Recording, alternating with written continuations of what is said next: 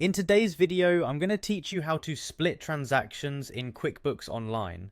Whether you're managing your business finances or handling personal accounts, splitting transactions can be incredibly helpful for categorizing your spending accurately.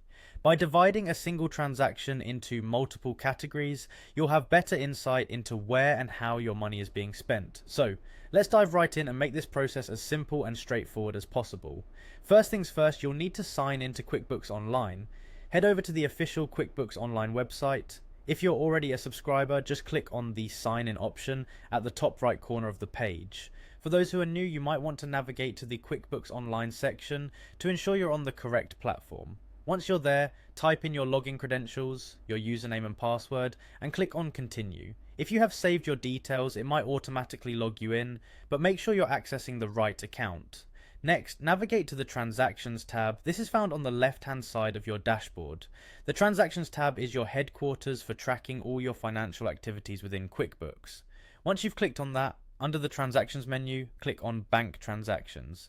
This section will showcase all your recent transactions, including income and expenses linked with your bank accounts. Now, it's time to identify and select the specific transaction you want to split. Simply browse through the list and click on the transaction to open its details. From here, you're looking to create a rule which will allow you to manage how this transaction should be handled.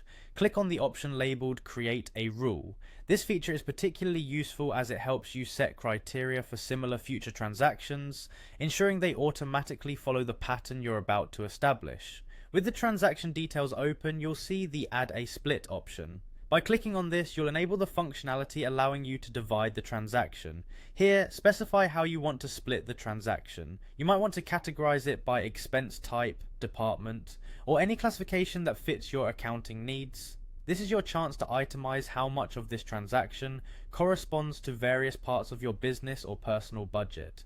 Finally and crucially, do not forget to click Save. This action ensures your split is recorded and that QuickBooks registers your adjustments accurately.